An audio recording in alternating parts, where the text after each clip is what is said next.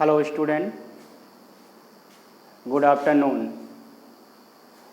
केंद्र सरकार की जो महत्वपूर्ण योजनाएं आप लोगों को बता रहे थे इसके पिछले वीडियो में, उसी कड़ी में आज आगे मैं बताना चाहूँगा।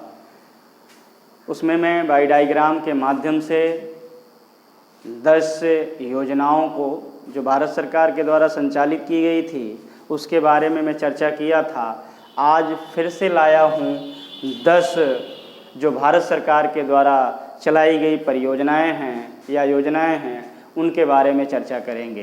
तो कल मैंने डायग्राम बनाया था कि योजनाएं पहले या योजना, फिर उनका प्रारंभ कब हुआ और फिर उनका उद्देश्य क्या था, ये सारी चीज़ें मैं लेकर आया हूँ। इसके बारे में आप जानेंगे।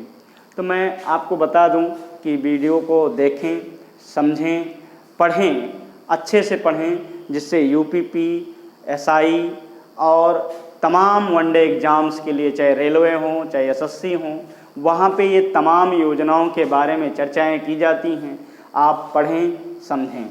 ठीक है, आया हूँ। सबसे पहले देखिएगा, आज की वीडियो में सागर माला परियोजना के बारे में आपको बात करेंगे। तो सागर माला परियोजना चलाई गई थी और कब चलाई गई थी? तो 31 जुलाई 2015 को चलाई गई थी ये परियोजना। और इस परियोजना का मुख्य उद्देश्य ये था कि जो बंदरगाहों का विकास करना तथा उनके संपर्क से जोड़ने के लिए, यानी कि सड़कों और रेलवे से कनेक्टिविटी रखने के लिए ये परियोजना चलाई गई थी। उनको जोड़ने के लिए ये परियोजना बनाई गई थी, जिससे बंदरगाहों का विकास किया जा सके। आगे है उदय योजना। कौन सी योजना है? उदय योजना है।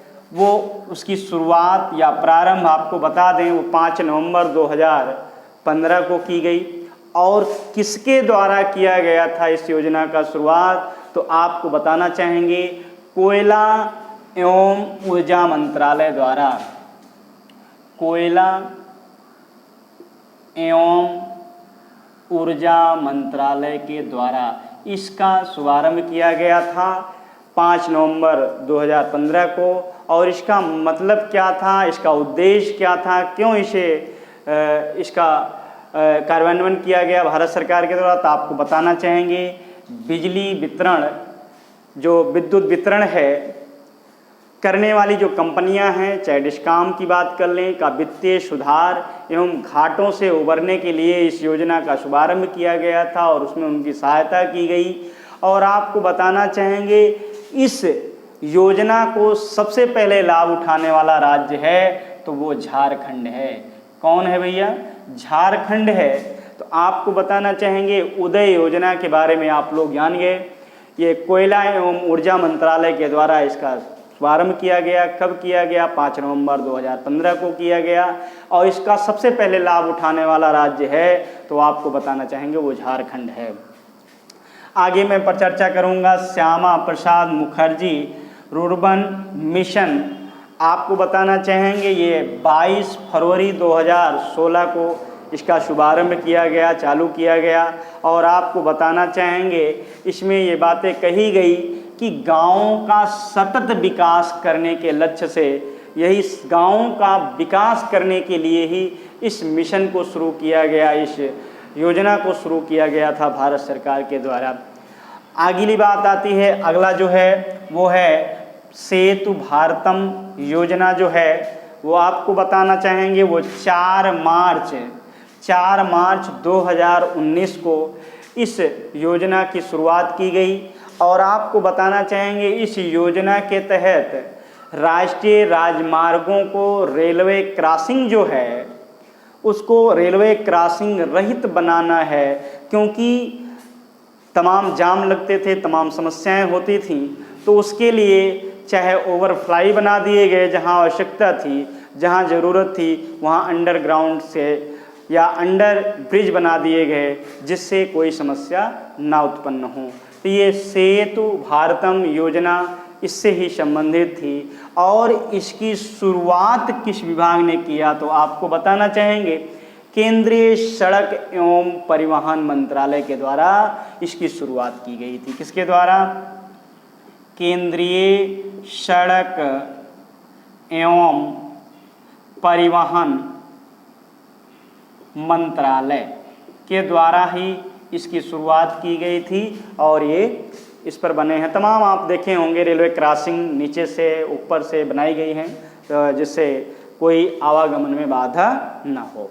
अगला है स्टैंड अप इंडिया, नाम सुने होंगे आप लोग, जिसकी शुरुआत आपको बताना चाहेंगे 5 अप्रैल 2016 को शुरू की गई थी। स्टैंड अप इंडिया, तो आपको बताना चाहेंगे स्टैंड अप इंडिया की शुरुआत किसने की? तो वित्त मंत्रालय ने की थी। किसने की थी? वित्त मंत्रालय। किसने किया था भैया? वित्त मंत्रालय ने किया था।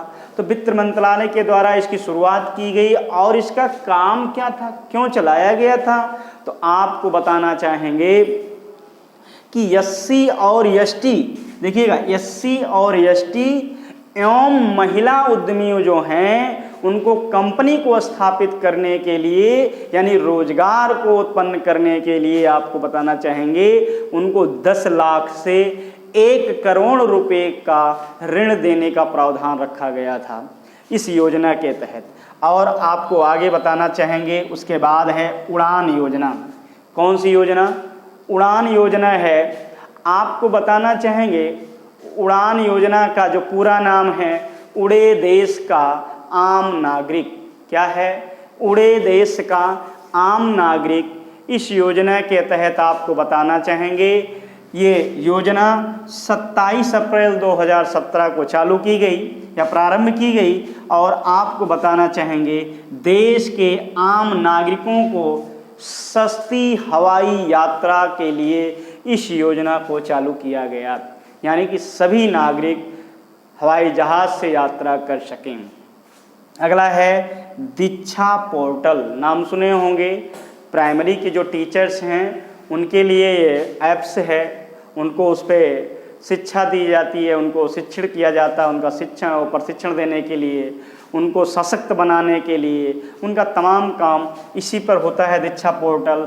आपको बताना चाहेंगे 5 सितंबर 2017 को इस पोर्टल का शुभारंभ किया गया और आपको बताना चाहेंगे ये पोर्टल बनाने वाला या किसके माध्यम से चलाया गया?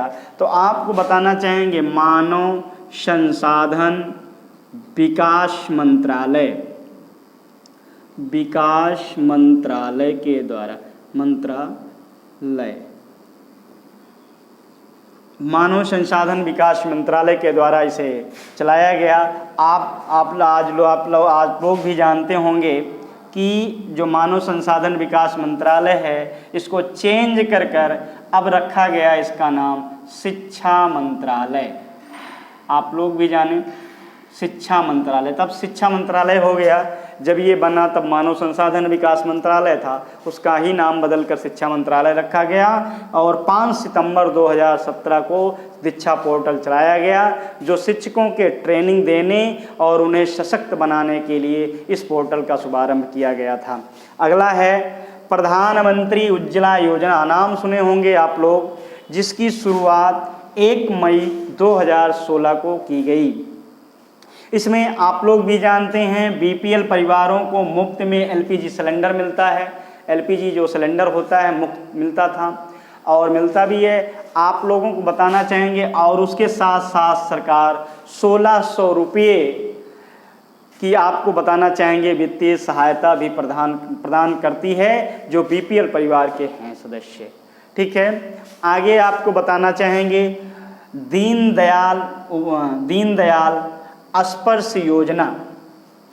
दीनदयाल स्पर्श योजना आपको बताना चाहेंगे इसकी शुरुआत जो है वो 3 नवंबर 2017 को शुरू किया गया और आपको बताना चाहेंगे इसमें 6 से 9वीं क्लास तक के जो स्कूली बच्चे हैं, स्कूली बच्चों की डाक टिकट संग्रह में रुचि बढ़ाने के उद्देश्य से आरंभ की गई है और यह एक योजना है छात्रवृत्ति की। और आपको बताना चाहेंगे लाभ इसमें क्या होता है, अधिकतम 40 छात्र, कितने छात्र? अधिकतम 40 छात्र प्रतिवर्ष, छात्रों को प्रतिवर्ष 6,000 रुपये, कितने हज़ार रुपये? 6,000 रुपये दिया जाता है छात्रवृत्ति के रूप में। और आपको बता अधिकतम इसमें 40 छात्र होंगे और 6,000 रुपये प्रतिवर्ष दिया जाएगा। अगली योजना है और आज की अंतिम योजना है प्रधानमंत्री वय वंदना योजना। कौन सी योजना है? प्रधानमंत्री वय योजना या वय वंदना योजना। तो आपको बताना चाहेंगे ये 21 जुलाई 2017 से चालू की गई। कब से चालू की गई भैया? 21 जुलाई 2017 से। और आपको बताना चाहेंगे ये 60 वर्ष या उससे अधिक उम्र की आयु वर्ग के नागरिकों को मासिक पेंशन विकल्प चुनने पर 10 वर्ष हेतु 8 वर्ष की गारंटी, मतलब 8% की गारंटी शुदा रिटर्न देने की बात कही गई थी इस योजना के तहत, प्रधानमंत्री वय वंदना योजना के तहत। आपको बताना चाहेंगे आज की वीडियो में बस इतना ही। अगली वीडियो में इसके आगे का भी पढ़ेंगे। अभी हैं तमाम योजनाएं जिसके बारे में आपको पढ़ना है और आप लोग मेहनत से पढ़िए जिससे कि आने वाले एग्ज़ाम्स आप क्लियर कर सकें। क्योंकि ये योजनाएं कभी डेट पूछ ली जाती हैं, कभी उद्देश्य पूछ लिया जाता है और कभी इससे संबंधित बातें पूछ ली जाती हैं किस मंत्रालय के द्वारा चलाया गया है। तो इस सब के बारे में आप जानते रहें, समझते रहें। जहाँ पे समझ में ना आए कमेंट्स बॉक्स में बताएं कि ये चीज़ें समझ में नहीं आ रही है, उसको सॉल्व किया जाएगा।